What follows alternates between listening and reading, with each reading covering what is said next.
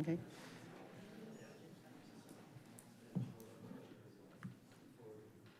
Good evening and welcome to the Council Budget Meeting for Wednesday, October 15th, 2025. Please rise for the playing of the National Anthem and a moment of reflection.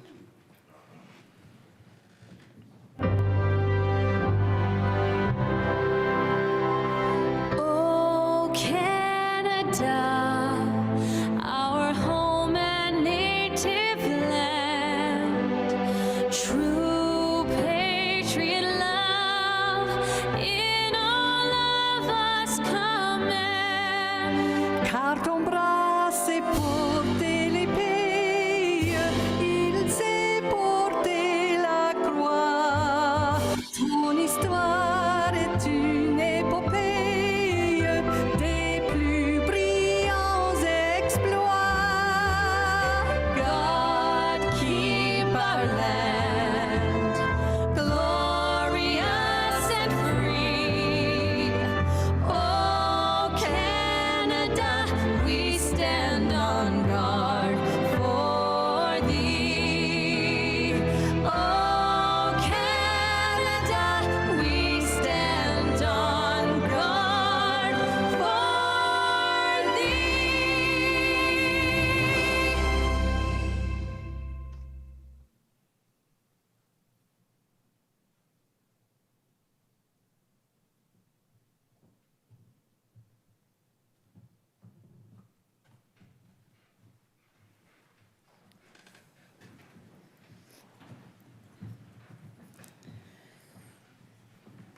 Thank you. And if I could look to Councillor McPherson for the land acknowledgement, please. The land on which Council meets today is the traditional territory of the Haudenosaunee, Anishbek, and Attawandaron, and the Mississaugas of the Credit First Nation peoples, many of whom continue to live and work here today. This territory is covered by the Upper Canada Treaties and is within the land protected by the Dish with One Spoon Wampum Agreement. Today, this gathering place is home to many Indigenous peoples made up of First Nation, Inuit, and Métis. The Dish with One Spoon Wampum Agreement should remind us of our responsibility to ensure the Dish, the territories on which we live and work, is never emptied, and that we take care of the land and its inhabitants in a way that ensures its future sustainability. Thank you, Councillor McPherson. So we'll move on to the chair's report, and I just have a very brief report this evening. First of all, I'd like to welcome everyone for coming this evening, and it's great to see so many people from the public here tonight, and we're always welcoming them to delegate for us. So we have a couple of housekeeping things. November 5th is our next meeting, and then November 19th, and then on November the 12th at 4 p.m., the amendments are due for any council request for the budget. And if you have any requests or items that you'd like to bring forward, please reach out to Mayor Cisco or Deputy Clerk Evan. And then next week, we're going to have our town hall meeting on October 21st, 6:30 to 8:15, and lots of time for the public to give us their thoughts on our upcoming budget. And then on the 22nd, we have an open house at the St. Catharines Kiwanis Aquatic Center, and that will start at 6 p.m. And all are welcome to both of those. So that would be my report for this evening. So we're going to have the adoption of the agenda now. Sorry. I'm going to look to the Deputy Clerk to share some of the processes with us. Thank you, Chair Dodge. I'm just going to expand upon sort of what to expect in the coming weeks as part of the budget adoption process. So tonight, Council will receive presentations on potential budget changes. It will then be decision of the Mayor whether the budget changes are incorporated into his 2026 budgets. When I say budgets, I am referring to the operating budget, capital budget, and water and wastewater budget. The Mayor's 2026 budgets will be published on October 27th, 2025. The publishing of the Mayor's budgets then begins the 30-day window during which time Council can consider amendments to the Mayor's budgets. The Mayor will present his budgets at the meeting of November 5th, 2025. General delegations regarding the Mayor's budgets will also be heard at that meeting. Amendments to the Mayor's budgets will then be considered at the meeting of November 19th, 2025. Councilors are required to submit amendments to the clerk's office by 4 p.m. on Wednesday, November the 12th. Amendments are due at this time in order to provide staff with enough time to calculate the financial implications of each amendment. The agenda for the amendment meeting will then be published on November the 14th. November 19th is the only night where amendments to the budget will be considered, with the exception that November 20th is being held as a meeting should it be necessary to consider amendments not dealt with at the meeting of November 19th. As part of staff's upcoming presentation on the operating budget, they will have information on public engagement opportunities as well. And I do realize that I just threw a lot of dates and times out to the members of council. So if you do have questions about the process, please reach out to myself or anyone in the clerk's office, and we're happy to walk you through the budget process that will unfold over the next few weeks. So now we'll move on to the adoption of the agenda. Mr. Deputy Clerk. So there are no amendments to the agenda this evening, but one item of additional correspondence was provided to council in advance of today's meeting. It was emailed out to council, being a confidential memorandum from the St. Catharines Public Library regarding its budget increase request. Thank you. Can I have a motion to adopt the agenda? Councillor McPherson, and do I have a seconder? Councillor Phillips. All in favor? Thank you, that's carried. So item number 3, adoption of the minutes, and there are none. Declarations of interest, are there any declarations of pecuniary interest? Okay, seeing none, moving on. Motion to move consent reports, and luckily for you tonight, we have no motion to move the consents because there are no consent reports. So item number 7, and prior to the discussion of the reports, I now call upon Christine Douglas, Director of Financial Management Services / City Treasurer, Zoya Kalugina, Capital Planning Supervisor, and Michael Bredner, Manager of Financial Planning, to provide a presentation regarding the 2026 multiple year readoption capital budget, 2026 multiple year readoption water and wastewater budget, and 2026 multi-year readoption operating budget. Staff will be presenting all three draft readoption budgets at the same time, and council will then discuss each budget individually.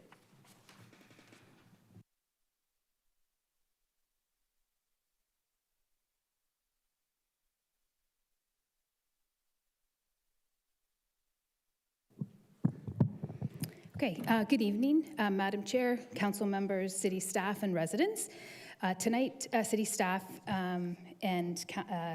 city staff and council will be achieving another first for the city with the second readoption presentation for the 2026 readoption budget. So let's take a look at what makes a readoption budget a bit different from our regular budgets. So in February of 2024, the city's first multi-year budget for capital, water, wastewater, and operating budgets were adopted. This set the budgets for the next 3 years. Legislation requires council to readopt multi-year budgets each year.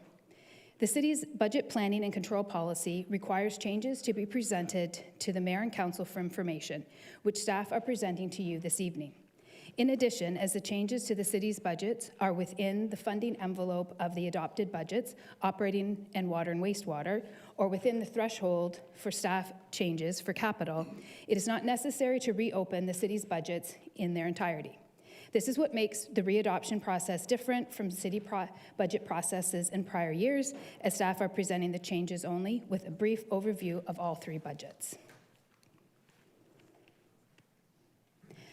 Legislative requirements are needed to be considered related to the city's budget. The strong mayor powers state that the mayor shall prepare and present a budget to council. The timelines identified in this legislation also apply to the budget readoption process. So let's have a closer look at these timelines. Shown here is the timeline for the readoption of the 2026 budgets under the strong mayor powers legislation. The mayor will be tabling his 2026 proposed readoption budget on October 27th, 2024, and will be presenting the same to the council budget meeting of November the 5th. This information shared tonight in the staff budget reports will be used to support and inform the mayor's budgets. It is the decision of the mayor which of these staff changes are in his readoption budget. This year's readoption budget is the second time for the City of St. Catharines. With the city's move to the multi-year budgets, greater efficiencies are achieved as it provides the opportunity for staff to focus on service reviews and long-term plans, such as a core service and parking review, the asset management plan, active transportation master plan, and cultural plan. Technological upgrades, such as our ARMS project with CityWorks and the PeopleSoft Phase 2, and fiscal strategies, rate and fee review, as well as water and wastewater financial plan and an asset management financial plan strategies, instead of building budgets. Shown here is a short overview of the changes of all three budgets. More information will be shared through staff's presentation this evening. The city's budget planning and control policy identifies 5 criteria for changes to the adopted multi-year budgets. These are shown at the top of this slide. In addition to these 5, staff have added 3 additional categories to provide more detail for council to reflect budget changes. These additional categories are on the bottom of the slide. I will now turn the presentation over to Zoya Kalugini, Capital Planning Supervisor, to review the changes to the capital budget.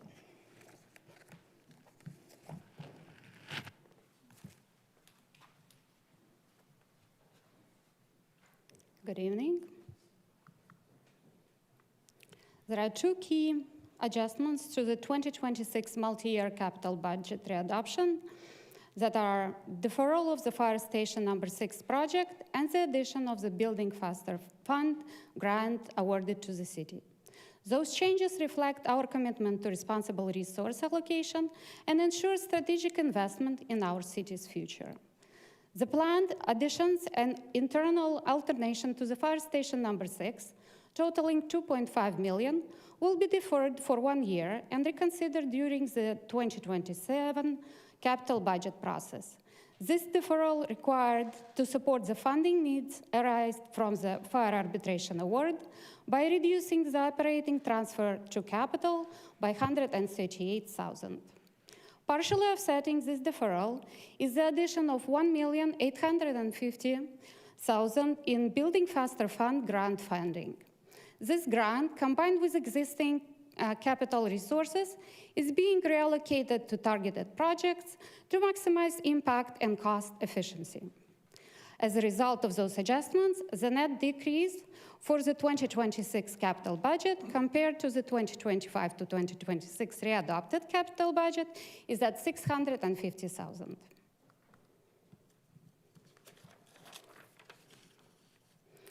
The proposed 2026 multi-year capital budget readoption presents modification to approved 2026 multi-year readoption capital budget.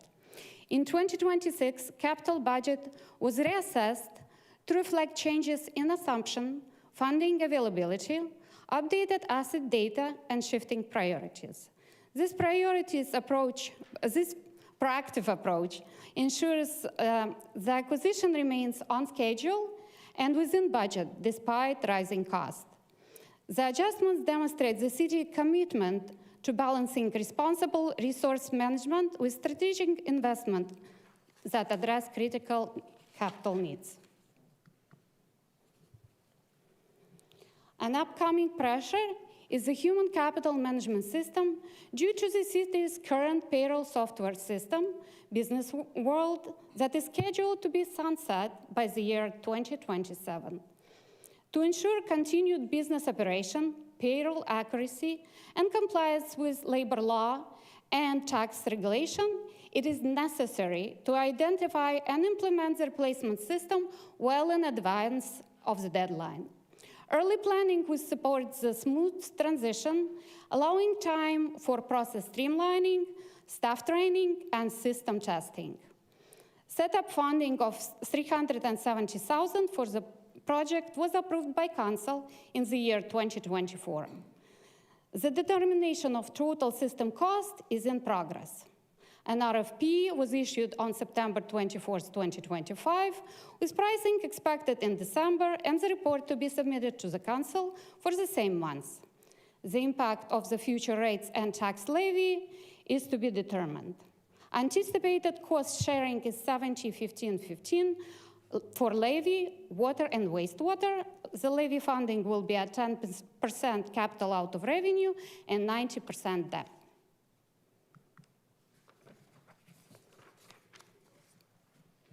The city's debt management strategy is a critical component of its financial stability. Currently, the debt charges as a percentage of own source revenue, also known as annual repayment limit, or ARL, remain below the self-imposed limit of 10%, reflecting sound financial management. The city is also well below the provincially mandated ARL at 25%, ensuring compliance with Ontario regulations. This prudent approach ensures that the city can invest in essential infrastructure projects while maintaining a healthy financial position. However, projections indicate the debt servicing ratio may exceed the 10% self-imposed, reaching up to 11.64% by the year 2029. This trend underscores that the importance of ongoing monitoring and proactive debt management strategies to ensure long-term sustainability. Staff will continue to address the debt strategy and actual debt limits, considering factors like interest rate and project timelines to ensure alignment with the city's financial goals.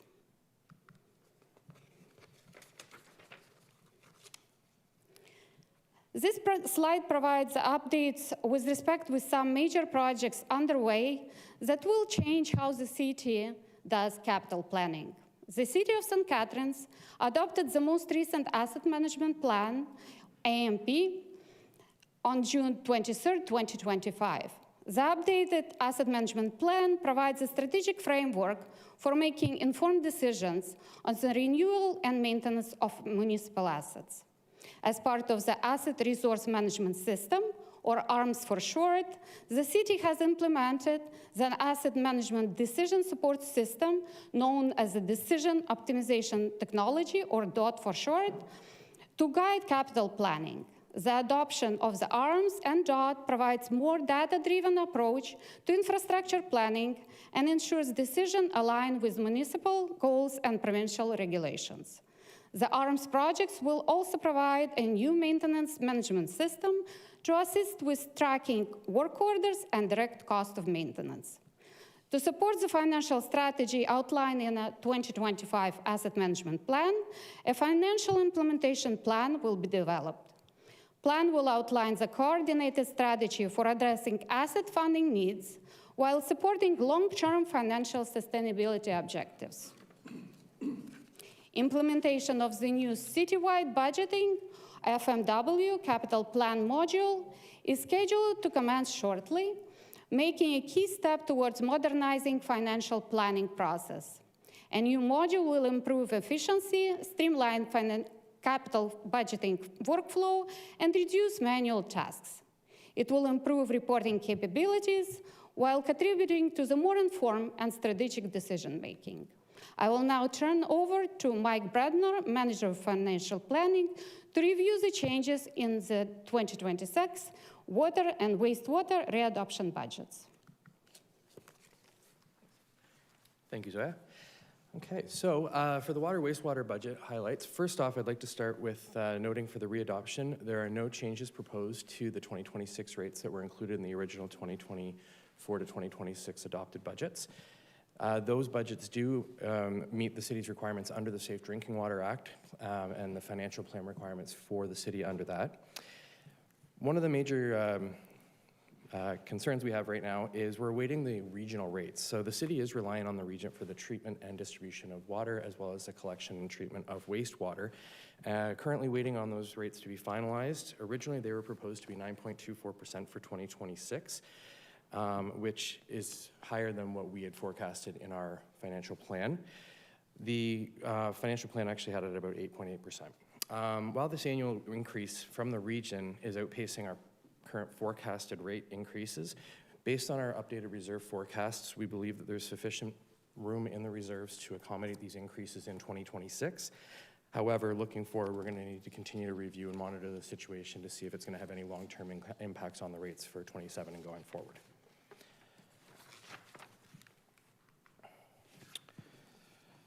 So through the 2024 to 26 multi-year budget, Council approved a combined water and wastewater increase in the range of 9.7 to 9.9%. In March of this year, the updated water and wastewater financial plan reconfirmed that the 9.8% annual increase adopted for 2026 was still an appropriate number for the year. And it also updated the longer-term forecast from 2027 to 2034 at 8.1% annually for the water and wastewater rates combined. And that's based on the projected operating and capital requirements going into the future years from there.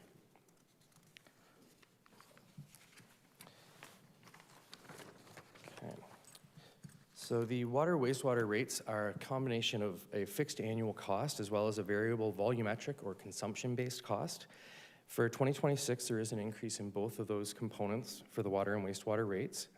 With that said, our goal has been to ensure that we remain within the, aligned with, the multi-year budget adopted by council.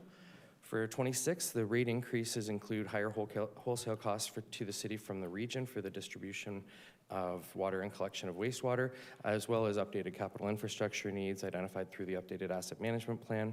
And as noted, staff will be continuing to monitor these needs and requirements and make sure that we understand what pressures they may put on our assets, our services, or ultimately the ratepayers as a result. And for the 2026 budget, what does this mean for our ratepayers? So based on an average annual consumption of 170 cubic meters per year, the annual cost for 2026 is estimated to be $1,361 for 2026, and that represents an increase of $121 or 9.8% over 2025's rates. And when we sort of look locally at our other comparable municipalities, this chart provides a summary of how our water wastewater combined bills align with the other comparators, again based on 173 cubic meters of consumption. Most of these comparators do show their 2025 rates, with the exception of Port Colborne, who has a proposed 2026 rate, as well as the city's 2026 proposed rate. It is important to note that each system across the region does have its own pressures and its own unique challenges, so they're not completely comparable. However, you can see that from the orange average comparator line, the city's 2026 rate is still below the current average rate of our comparators, showing the good value that we're providing for the water and wastewater services here. And just to put this into perspective, so we can go out to a store and pay $4.99 for a 24-case pack of 500 milliliter bottles. For that same quantity of water, it would cost 10 cents if we were pouring that water or using the tap water from the city to have. I know you love this slide, Mayor Cisco. So with the rest of that same $4.99, you can do a number of other things and still spend less than that $5, such as taking a shower, doing a load of laundry, some dishes, or a bath for the kids. So ultimately, what we're really showing here is that this helps us show how much value we're providing people when it comes to the water we're providing through the rates here. Important to note from the slide we saw previously also, of that 10 cents that we're paying for that drinking water, 60% of that is the actual water cost itself and the variable rates with it. 40% of that is a capital component, which would go to maintaining our infrastructure, buried sewer line or water lines and stuff. At that point, I'm going to turn it back over to Christine to go over the tax levy.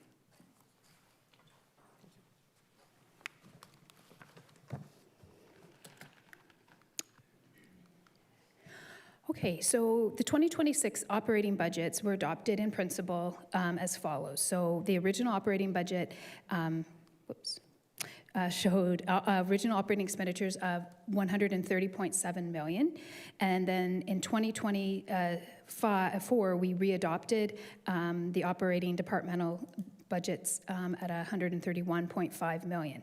And then when we account for the outside boards, commissions, the non-tax revenues, and the use of the special tax mitigation fund, we have a net tax levy for 2026 readoption budget of $127.4 million. So council provided a guidance to staff at the beginning of the multi-year budget process for a tax levy increase of 3 to 4%. In addition, the mayor's directive under strong mayor powers to city staff was to ensure that the tax increases remain within these thresholds. Refreshing council members with the original 2026 adopted and readopted principal operating budgets tax levy increases.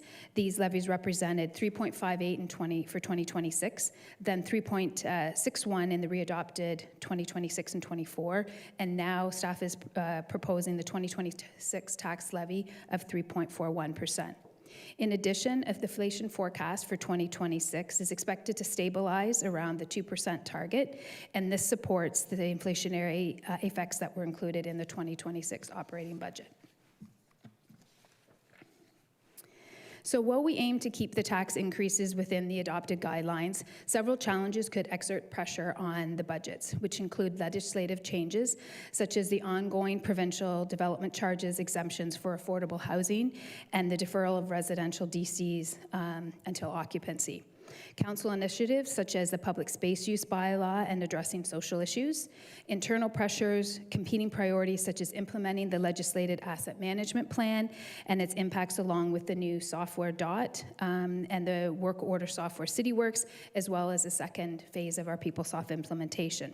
There's also upcoming council decisions such as the human capital management system, potential winter control pilot, and value for money audits.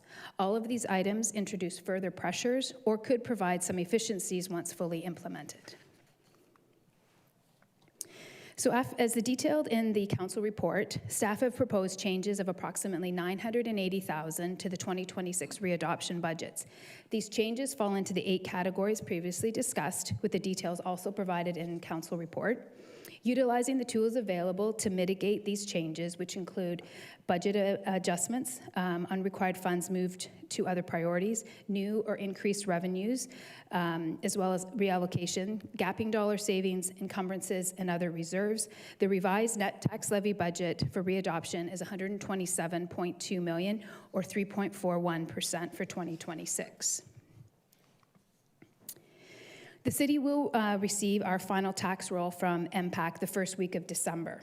Based on the preliminary information received, residential assessment is expected to increase by 0.4% for 2026, and total of all property tax classes is expected to increase by 0.38%.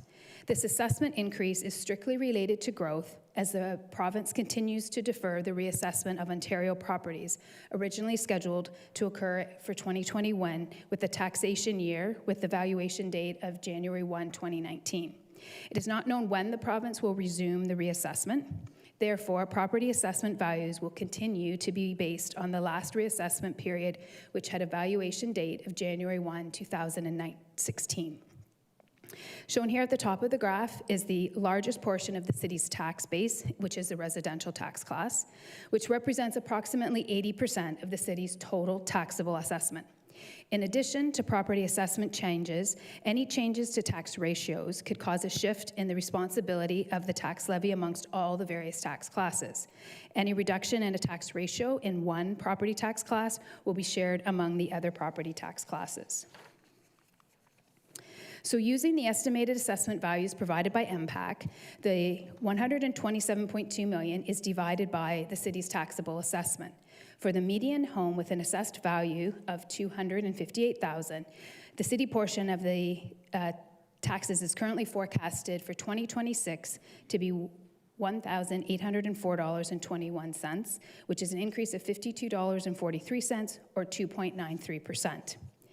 In addition to collecting our property taxes, the city is also responsible for collecting the tax dollars on behalf of the Niagara region and the school boards, although the region and the school board set their own, or the province sets the tax rates. We are unable to show the total impact for the median household for 2026, as the region of Niagara has not yet approved their budgets for 2026. They are in budget meetings scheduled for November with a recommended planned regional council approval on December the 11th. As well, the education rates have not been determined by the province for 2026.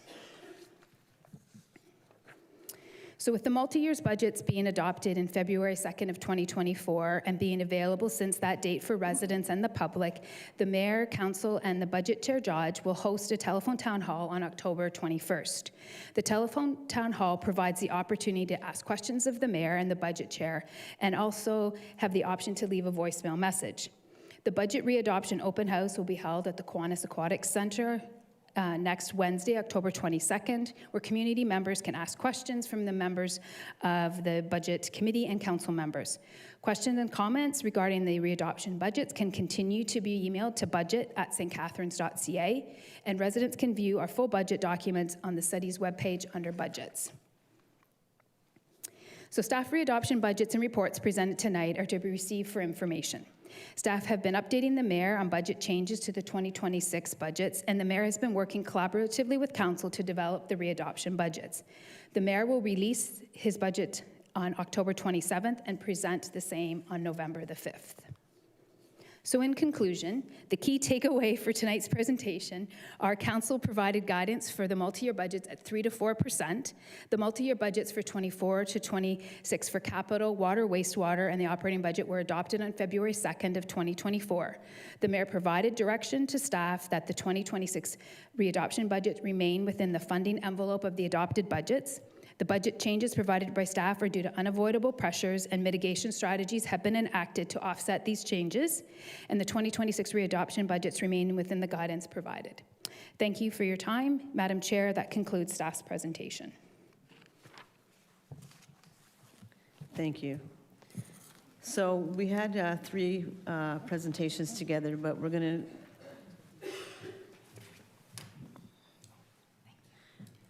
to be splitting them up for questions from council. So we're going to start with the financial management services, 2026 multi-year readoption, and the capital budget. So are there any questions from members of council on the capital budget?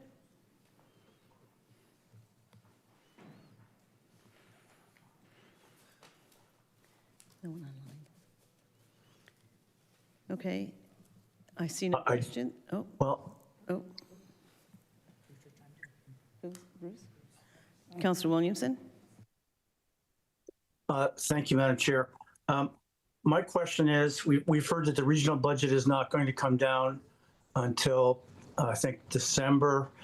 And is there any advantage in us with this time frame? What is legislated? What could we actually, when can we wait to actually pass our budget?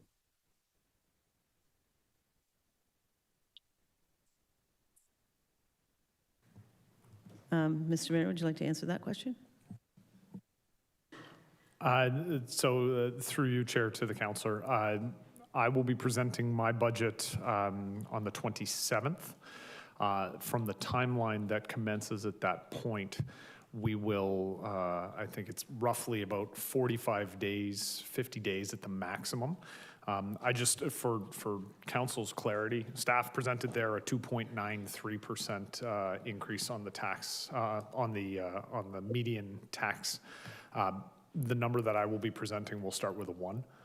I don't believe we'll be able to do much more than that, but the regional budget increase should be apparent by the middle of November. That would be my. Thank you. And I do appreciate that we sharpened our pencils at our level of government. When we add in the regional amounts and the education amounts, what will we be? Do we have any idea what approximately will be the total increase be? So I will let Ms. Douglas jump in on that. I think it's important for residents to know that whatever the regional increase is, the overall increase to a tax bill in St. Catharines is about half made up of the city and about half made up of the region. The educational portion generally doesn't have much impact. So if we come forward with, let's say, a 1.5% increase, and the region comes forward with a 6.5% increase, you would wind up with the number in between 1.5 and 6.5, which would make it a 4% increase. But I don't want to guess at where the region could wind up. There is a motion that was passed by council asking for staff to return with a budget which showed what a 3.5% increase would look like at the regional level. I know the original regional budget probably would have come in closer to 8%. The police budget is especially difficult this year. So that number is a moving target. And unfortunately, I don't know if it's fair for Ms. Douglas to try and speculate, given that we really have nothing from the region at this point. Fair enough, which I guess is why I asked the question about, is there some advantage to holding off on finalizing ours? But it's going to impact us one way or the other, I get it. And just one question through you, Madam Chair, to the treasurer, and that is impact reassessment that the assessments that the province has put off since 2021. Do we have any indication when they're actually going to go forward with this, number one? And number two, what would be the overall impact on St. Catharines homeowners?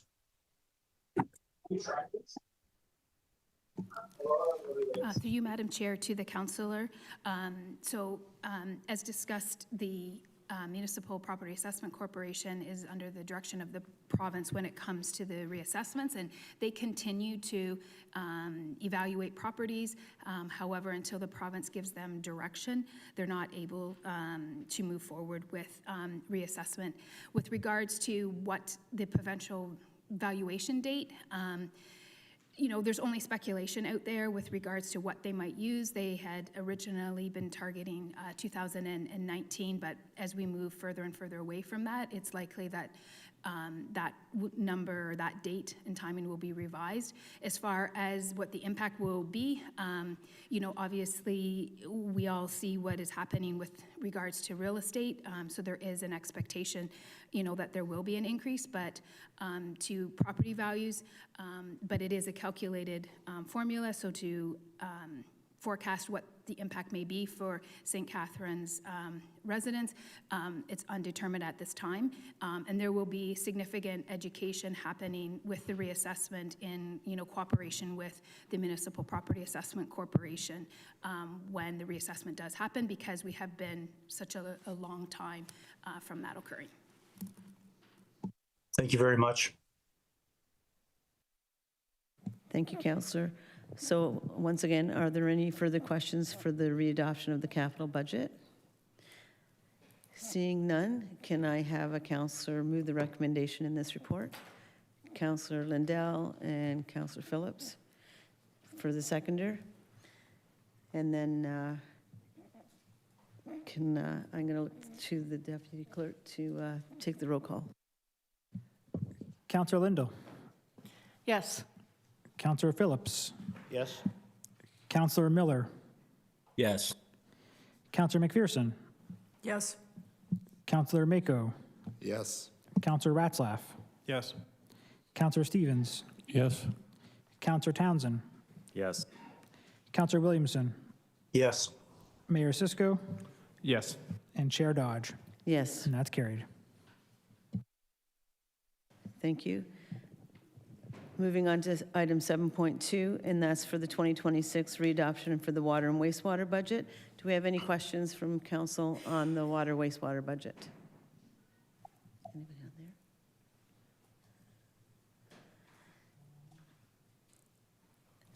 Seeing no questions, can I get a councillor to move the recommendation in the report? Councillor Stevens, and a seconder, please.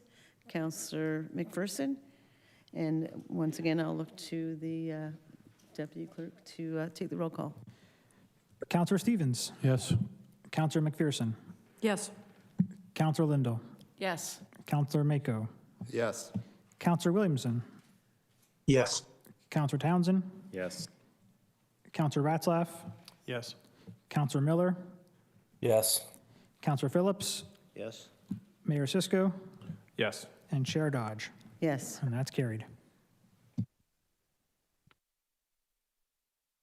thank you. Moving on to item 7.3, and this is for the readoption of the operating budget for 2026. And prior to discussing the report, we'll hear from a delegation from Angela Bremen from Rain. And I now call upon Angela Bremen to speak.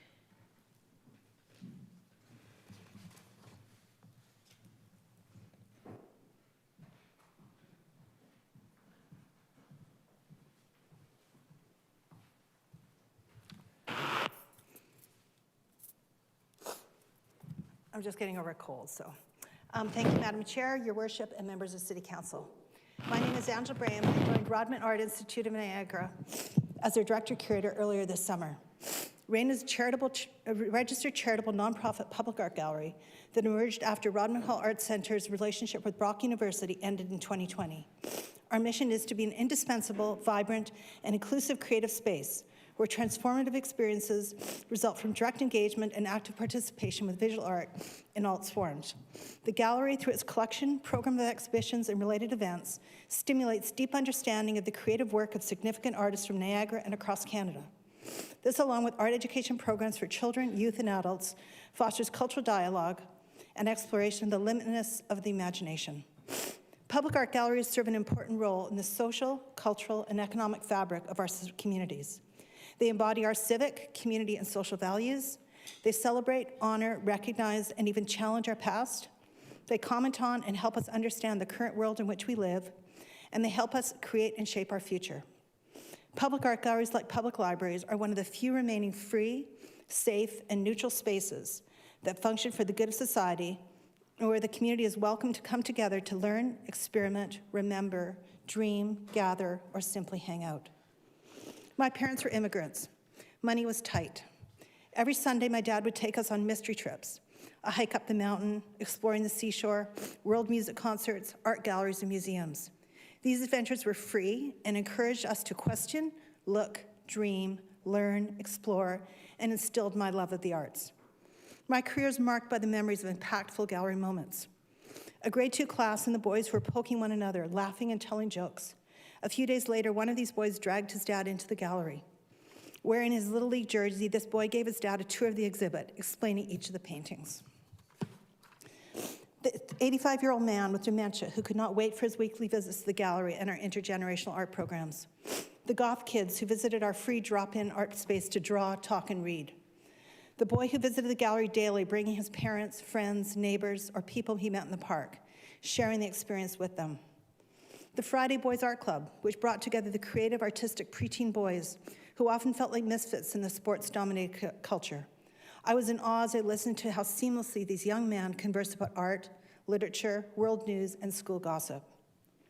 I've seen firsthand how art can change lives, how it has the power to connect us, to create awe and wonder. Only public art galleries are equipped to facilitate this range of free, accessible, creative, and inspirational experiences.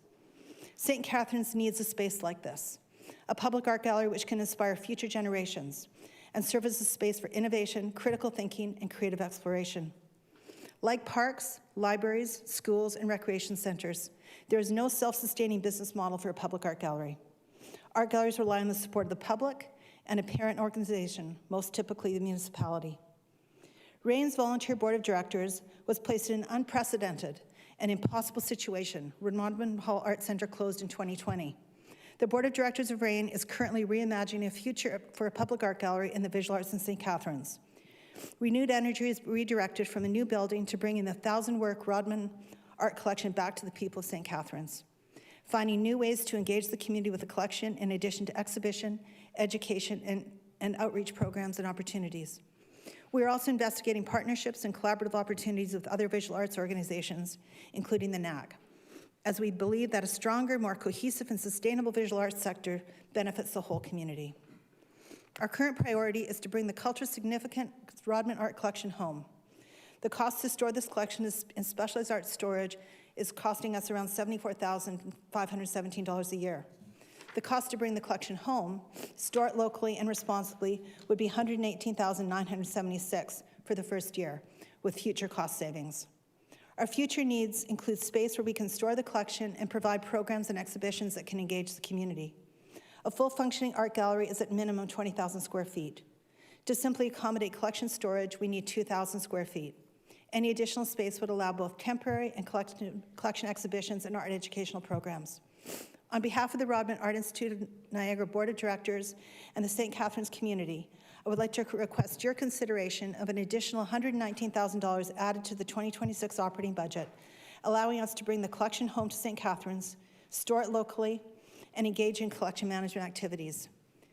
To assist us in finding a suitable home, we would further ask for council support in allowing us to continue to work with city staff to investigate the option of relocating into a vacant or underutilized city-owned property.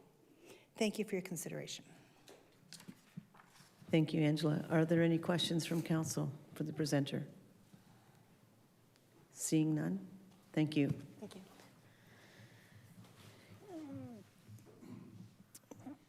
Can I get a counselor to move to receive the presentation? Mayor Cisco, a seconder. Counselor Phillips. And can I get a vote on that to receive? Just by-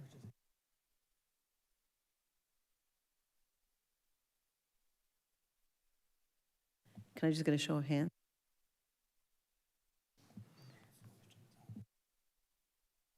Okay, so moving forward now, does anyone from council have any questions regarding the operating budget?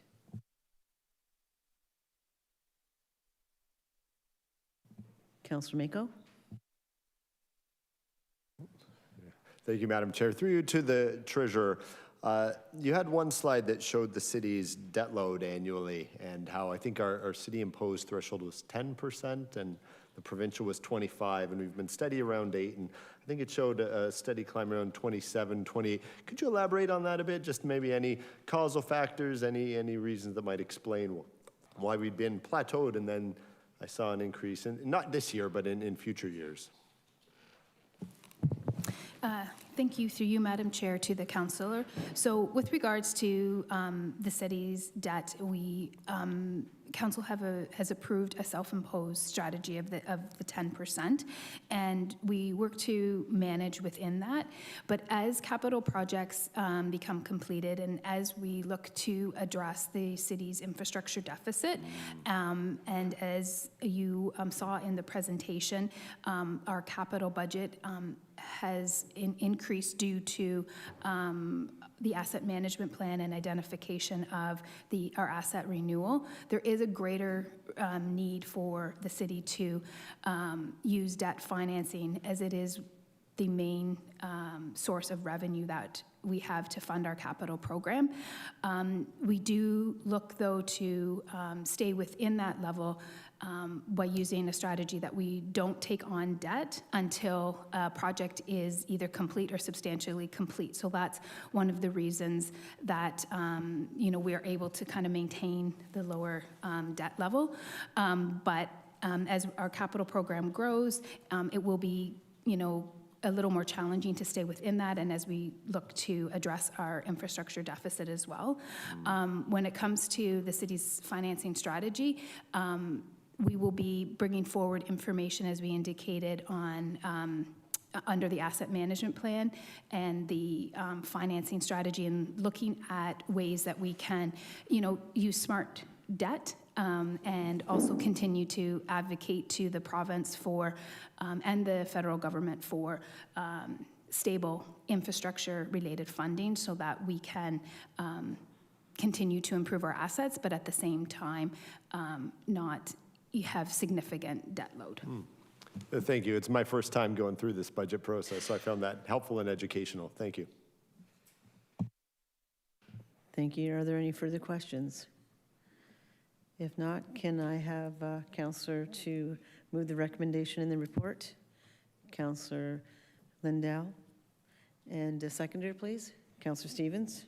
And I'll look to the Deputy Clerk to take the question. Councillor Lindell. Yes. Councillor Stevens. Yes. Councillor Mako. Yes. Councillor Williamson. Yes. Councillor Townsend. Yes. Councillor Ratzlaff. Yes. Councillor Phillips. Yes. Councillor McPherson. Yes. Councillor Miller. Yes. Mayor Cisco. Indubitably. And Chair Dodge. Yes. And that's carried. Thank you. Moving on to item 7.4, St. Catharines Public Library 2026 budget presentation presented by Ken Sue, Chief Executive Officer. And I'll now call upon Janice Coles, the Library Board Chair, Ken Sue, Chief Executive Officer, and Lisa Donato, Business Administrator, to provide a presentation regarding the St. Catharines Public Library 2026 readoption budget.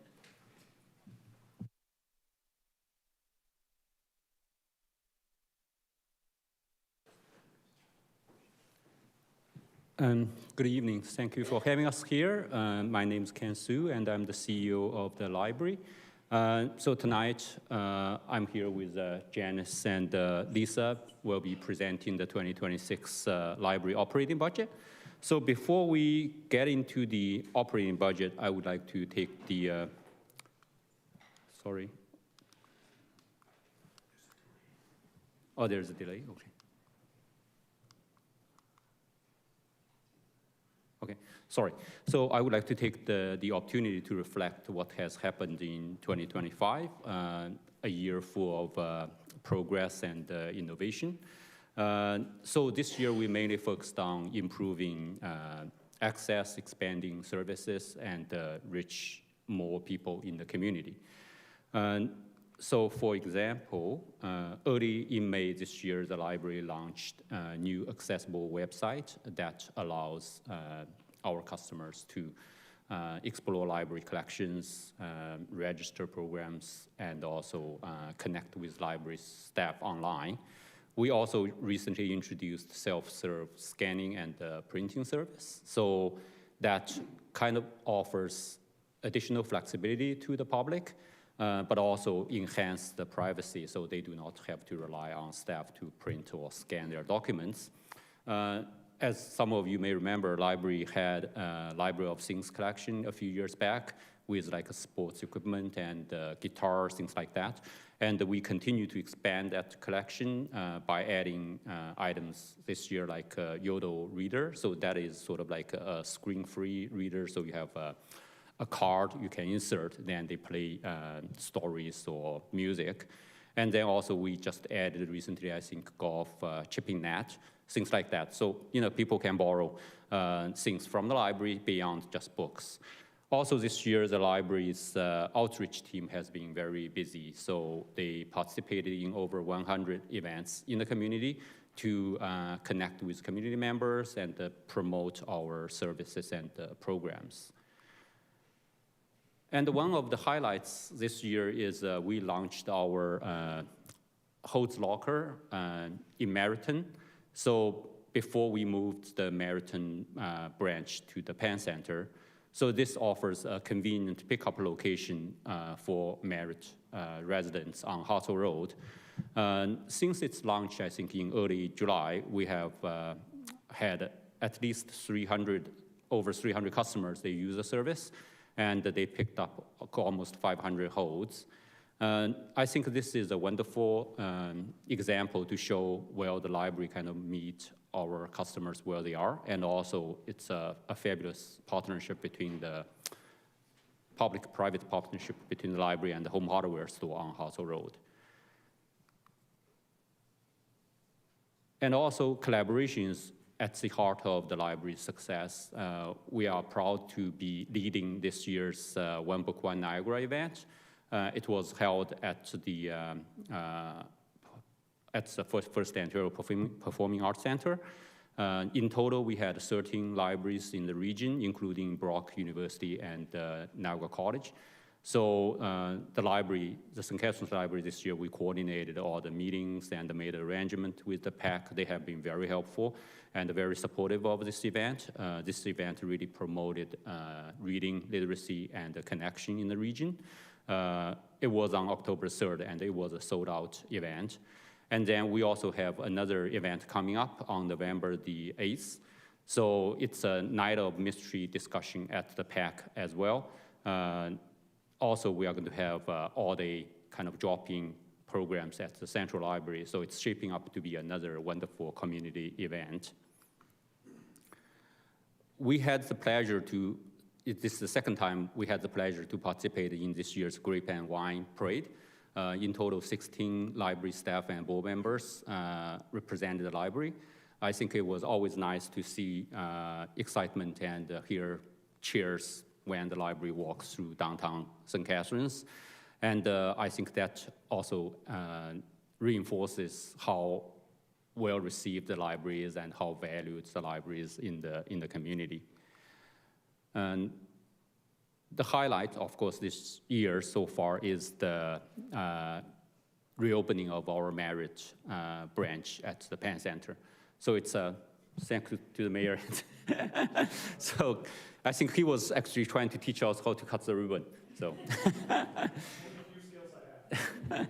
So the facility is over 10,000 square feet, and it's a new inclusive, accessible space, and features with extensive library collection, 2 large meeting and program rooms, and 2 free-to-use private study rooms. So it's in its first month, in September, we've already had over 7,000 people visit the new branch, and more than 100 bookings for our study rooms. I know when we at the opening, I kind of tried to pitch this idea to the mayor and a few councilors, like we are hoping next year we can expand this to have more Brock students to study at the new location, because we have a big program room. If you haven't had a chance to visit, you are welcome to go there, and if you want a tour, can just send me an email and I can do that. So a few times I went there, we often saw at least like 3, 4, 5, sometimes over 10 students. We have tables set up. They just use that as a study room. And so we are hoping to expand that maybe to late evenings, because right now library closed at 8 o'clock, but maybe for exam periods, whatever, we can open to midnight or even 2 o'clock in the morning. So I think this clearly shows like how the library's space evolved to meet the community needs. And so as you can see, this year so far, it has been a very busy year. Everything we have done, like, from expanding our services and programs partnership to opening new space, that really kind of roots into our commitment to enriching the lives of St. Catharines residents. And although we won't have the 2025 number until early 2026, but I would like to show you the numbers we gathered early this year for 2024. So for every dollar the city invested in the library, St. Catharines actually receives over $6, like $6.80 of economic benefit from that. And also beyond the numbers, I think for 2025, we are hoping to build on this success. But at the same time, beyond the numbers, I think we do recognize the true measure of our success is not just the numbers, but also the positive impact we bring to the, each resident in the community we serve. So now I'm going to pass it on to Lisa, who's going to talk about the budget.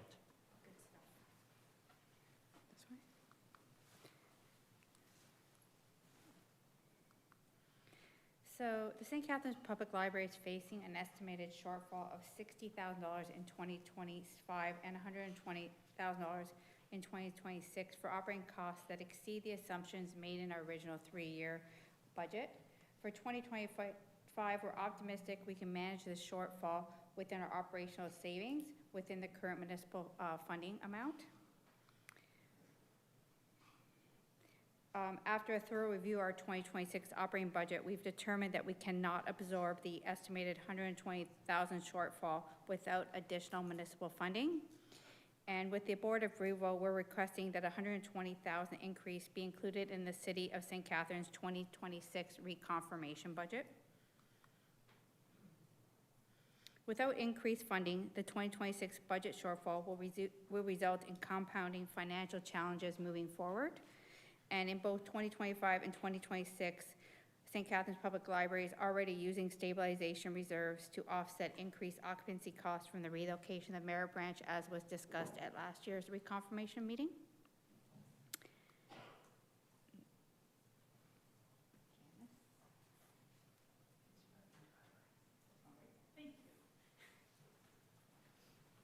The story continues. We have another chapter, and it has some exciting plot points. The first might not sound exciting to you. It's an integrated library system.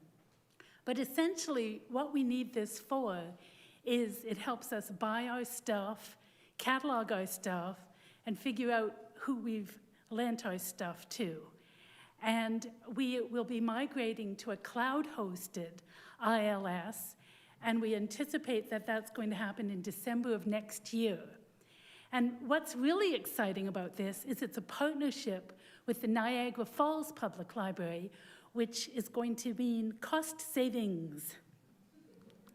The next exciting plot point is the central renovation. You've all been to the Central Library. It's working fine. for a building that was built in the 1970s.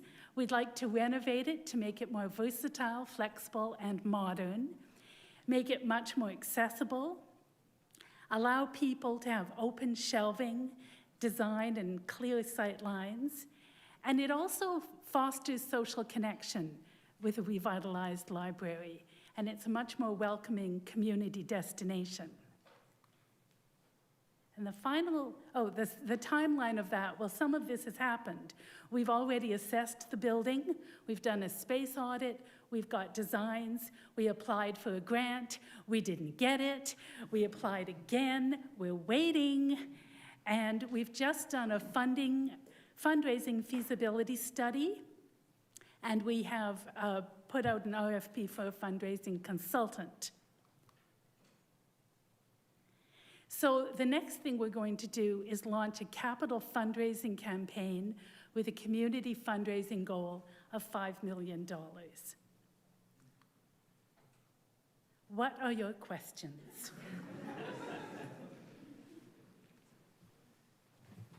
Thank you for the presentation. Are there any questions from council? Councillor Townsend? Thank you, Chair. Through you, thank you for the presentation.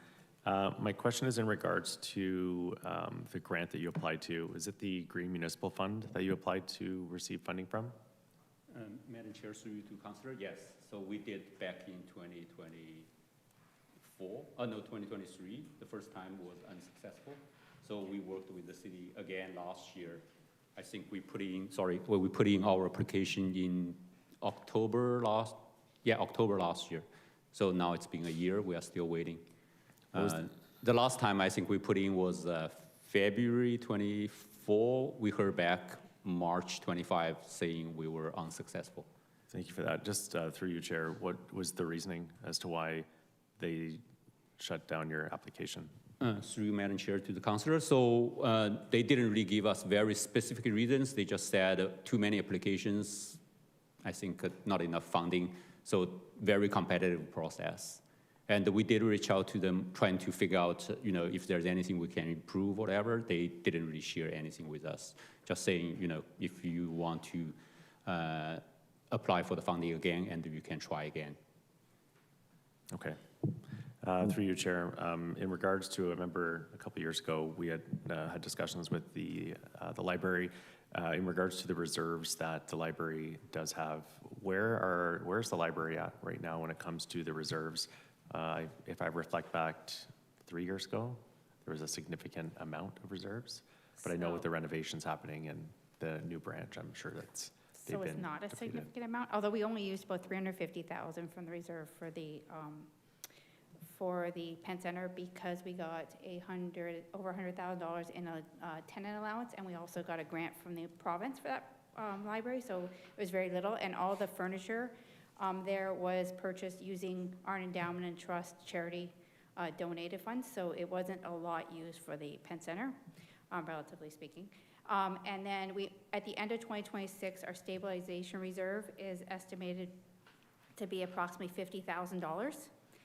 And our capital reserve I don't have the exact amounts, but there is very little available based on the capital projections for the next few years, but enough to move us out for the next 10 years, but I don't have the exact numbers, but it is not where it was when you're referring to. Thank you.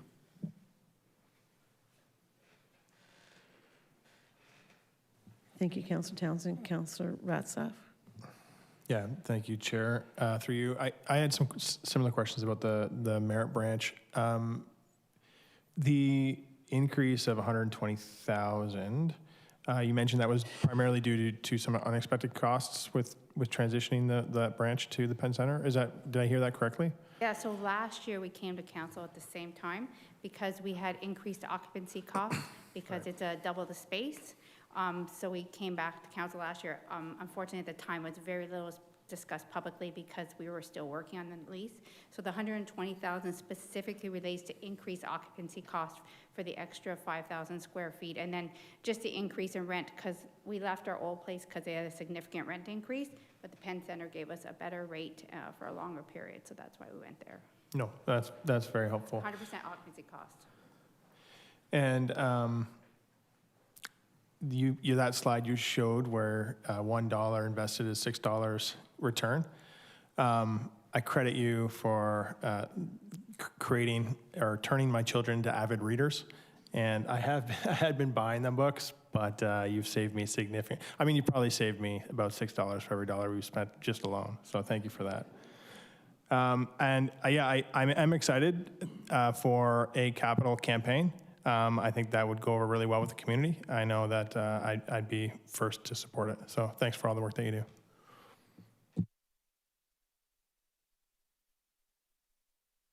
Seeing no further questions, can I have a counselor to receive? Counselor Mako, and it is? Okay. And Counselor Cisco, or Mayor Cisco, sorry.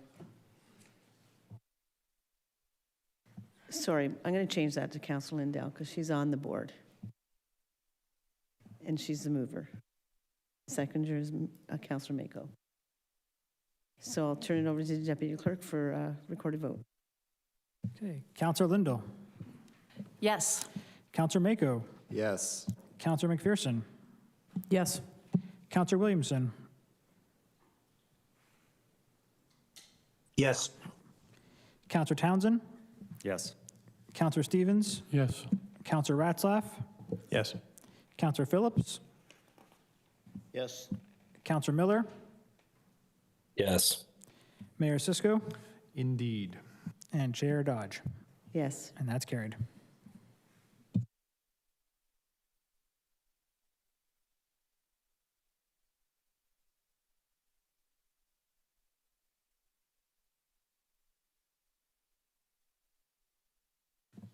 Thank you. We're moving on to item 7.5, Community Recreation and Culture Services, the SCCIP review. And prior to discussing the report, we're going to hear from a delegation from Stephen Remis. And I now call upon Stephen Remis to come to speak.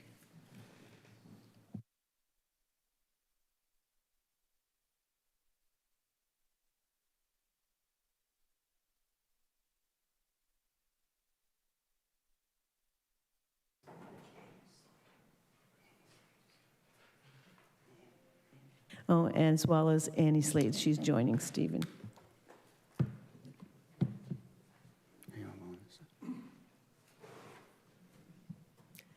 Mayor, Chair, members of council, city staff, and fellow citizens. My name is Annie Slade. I'm here on behalf of Carousel Players. And I'm Stephen Ramus, and I'm here from your friendly neighborhood artist-run center, the Niagara Artist Center. We're pleased to present some of the findings from city staff's report on funding the St. Catharines Cultural Investment Program. SCCIP is something that the city and members of council who helped create it can be especially proud of. It's one of the best municipal programs for sustainable cultural development in the province, and a model that distinguishes St. Catharines and is the envy of many other municipalities. So over 22 years, we've made an incredible impact from the hundreds of volunteer hours that SCCIP groups contributed as members of the Performing Arts Task Force. I've been around long enough to remember that, and we positioned our community to land a huge infrastructure investment and build the Performing Arts Center, and then to the flourishing activity from filmmaking, theater arts, music, and visual arts that we can now be proud of in St. Catharines. We're here to help deliver the findings of the city's recently completed culture plan in 2024 that identified the key action of increasing investment in SCCIP. This action also directly responds to the city's strategic plan, which identifies investment in arts and culture as a priority. Did this change? Yeah. Did that move? No. Did you advance this? Oh, I tried to. Oh, there we go. Excellent. There are many ways to measure the city's return on investment in SCCIP, but key among them are it generates economic activity at a phenomenal rate compared to other sectors, $48 million in the last 5 years, and it creates jobs. It dovetails with the tourism economy we've built here, providing the perfect pairing with wine and culinary adventuring. It's also a green sector of the economy relative to industry that has been proven to retain and attract young people. The social return on investment in culture is well documented and proven. Access to the arts makes communities stronger and keeps citizens healthier. SCIP works. The citizens of St. Catharines and visitors to our city are taking in what SCIP groups are doing. 125,000 people attend activities funded by SCIP annually. The per dollar return is almost $13 for every SCIP dollar invested. SCIP drives the cultural distinction of St. Catharines and Niagara. Along with our sports teams, Go River Lions, culture is the way that we show ourselves to the world. SCIP nurtures community pride, making St. Catharines a place where people want to be and where they want to live. UNESCO recognizes arts and culture as foundational to sustainable community development.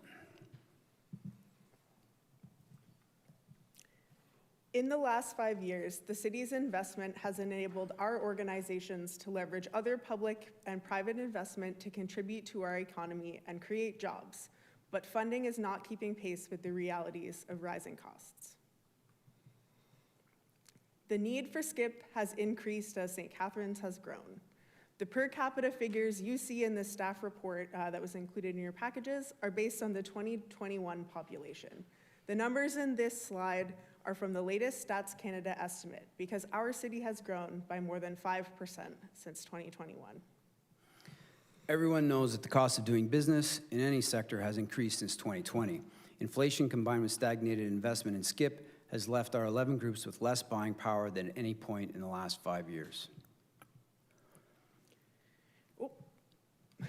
The city has invested $100,000 in studies, not including staff time, to analyze and research the development of the cultural sector.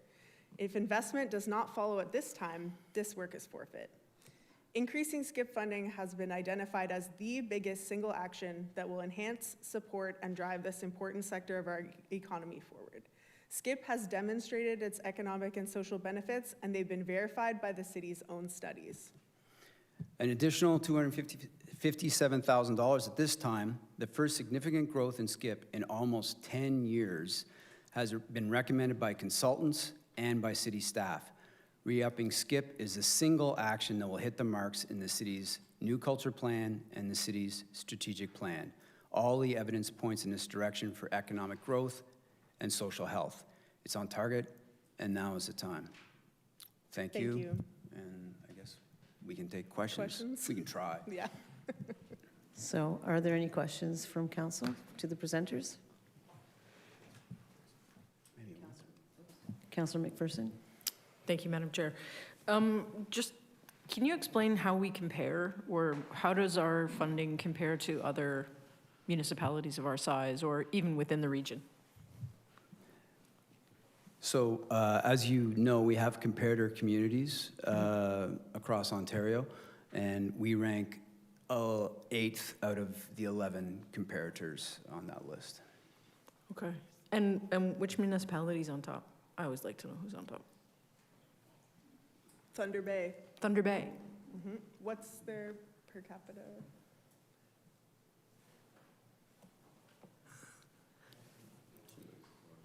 Thank you, city staff. The artist-run center in Thunder Bay is called Definitely Superior. Maybe that's it. Okay. All right. That's all I got. Through you, Madam Chair, to the presenters, Thunder Bay's municipal funding program is $2.37 million and change. Their per capita expense is $18.96. Thank you, Councilor McPherson. Seeing no more questions, thank you, Stephen and Annie, for your presentation this evening. Can I have a councillor to move Councillor McPherson and a seconder, please? Councillor Ratzlaff, and just a show of hands to receive. Thank you, so moved. And now, can I get a councillor to move the recommendation in the report? Oh, did they have questions for that? Okay. Okay, Councillor Phillips, and seconder, Councillor Ratzlaff. And now I'll look to the Deputy Clerk for, oh, does anyone have questions? No? Okay, now, oh, wait, Mayor Cisco?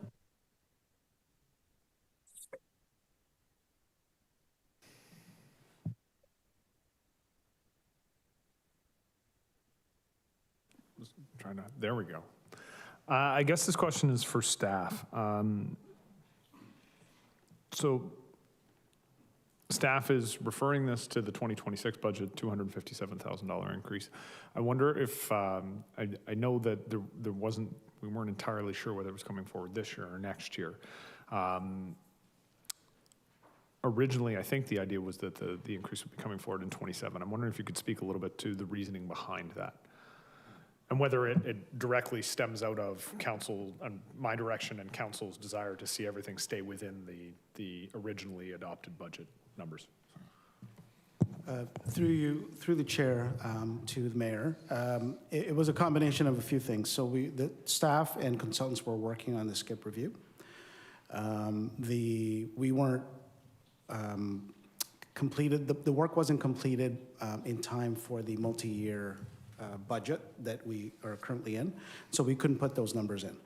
And we are also very aware of the pressures on the corporation and the resources of the corporation, and that each department has had to come in under strict guidance. So we had planned originally to bring this to council in Q1, and those are the reasons really that's why we originally planned that. But we're glad that we have this platform tonight to bring this to you so that you can have a better look at all the other pressures that are out there related to SCCIP and the other presenters that have been before you this evening, so you can have a better idea of what to approve or not. I just want to say thank you to staff for bringing this forward. I think it's important context, and the information in the report I think will help council as we work through the budget deliberations, but I want to thank staff for bringing it forward now as opposed to waiting to Q1. Thank you, Chair. Thank you, Mr. Mayor. Councillor Williamson? Thank you, Madam Chair. In terms of when we add this money, where will this where will this rank us in comparison to comparator municipalities in terms of funding the arts? Through you, Madam Chair, to the councillor, this would bring us to, I believe, 5th out of 11. Oh, thank you. And have we considered staging this so we could maybe do half the increase and do the 257 in 2026?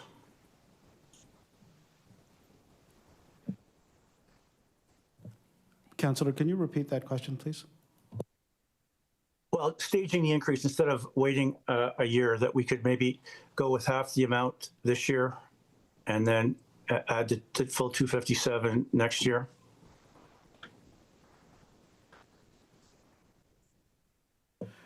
Through the chair to the councillor. Councillor, I don't think I'm speaking out of turn here. I try and speak on behalf of the arts community. We'd be grateful for any increase to SCCIP. We would prefer to get the full amount, obviously. But as I said, we're very aware of the pressures on the corporation and the taxpayers of the city. So our preference would be the full increase in 2026, but again, we would be appreciative of any increase to SCCIP. The only thing that I would say is that last year's increase to SCCIP, we just want to remind council of the increase that council added to the budget, to the SCCIP budget for last year. So we would ask that you consider that. The amount that was added to last year's budget was $51,000. So yeah, just please consider that. But yeah. Yeah, no, and I'm cognizant of that. I was just thinking sequencing it so that we went to half the amount this year and then the full amount next year. When we vote on this, is this the final opportunity to delegate or to work on this number, or is it an opportunity to look at an increase to it after tonight? I'm going to look to the deputy clerk to explain. Through the chair to Councillor Williamson and to council. So the motion before you this evening, the third clause in particular, is that council receive for information the procedural options available to increase SCCIP funding. All of the information before council this evening is just for information. There's no decisions being made regarding budget increases this evening. So the two options that are available are, it could be included by the mayor in his budgets that he brings forward, or a councilor can bring it forward as an amendment to the council meeting of November 19th. So if it were to come forward either in the mayor's budget or as an amendment, then delegations would be allowed at that time.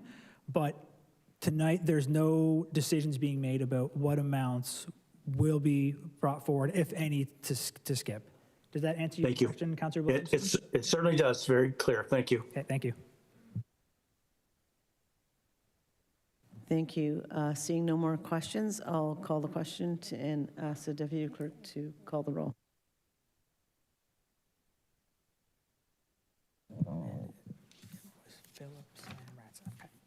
Councillor Phillips. Yes. Councillor Ratzlaff. Yes. Councillor Miller. Yes. Councillor McPherson. Yes. Councillor Mako. Yes.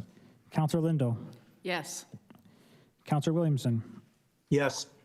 Councillor Townsend. Yes. Councillor Stevens. Yes. Mayor Sisko. In favor. And Chair Dodge. Yes. And that's carried. Thank you. So number 8, motions, and there are none. Number 9, call for notices of motions. Are there any notices of motion for the next council budget meeting? Anybody on there? Online? Okay, thank you. Number 10, requests for information about the budgets. Are there any requests for information about the budgets? Seeing none, we're going to be now moving into closed session, and I look to the Deputy Clerk to read the reason for going into closed session. I apologize. This might be the longest reason in the entire municipal act, so please bear with me, Council. A motion to go into closed session for FirstOntario Performing Arts Centre requested increase to the 2026 readoption budget due to the disruption of the FirstOntario Performing Arts Centre's business model as a result of Brock University's exit from the umbrella agreement. Closed session pursuant to Municipal Act 2001, Section 239 2I, a trade secret or scientific, technical, commercial, financial, or labor relations information supplied in confidence to the municipality or local board, which, if disclosed, could reasonably be expected to prejudice significantly the competitive position or interfere significantly with contractual or other negotiations of a person, group of persons, or organization. Thank you. Can I get a motion to go into closed session? Councillor Stevens, can I get a seconder? Councillor Townsend? And can I just get a vote to go in? A handout? Everyone? Okay, thank you. We have a show of hands again, please. Thank you.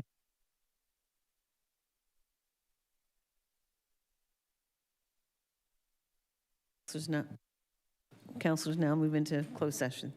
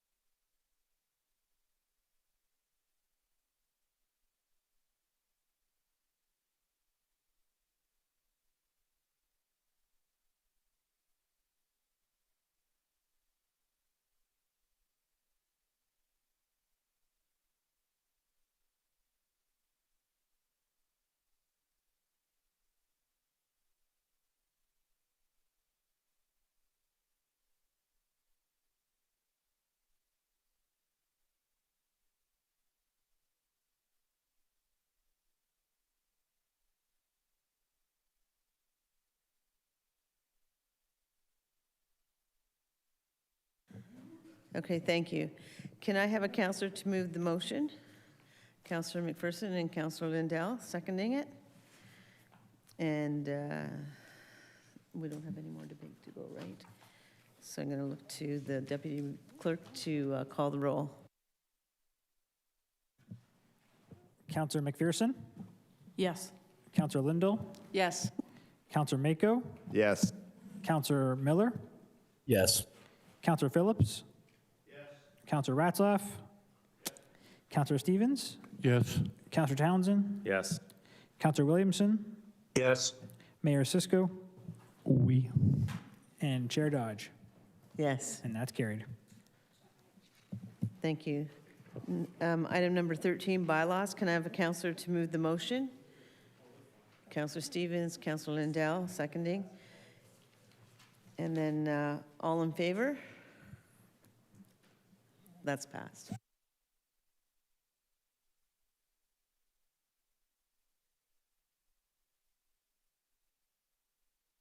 Adjournment. Counselor McPherson, Counselor Mako.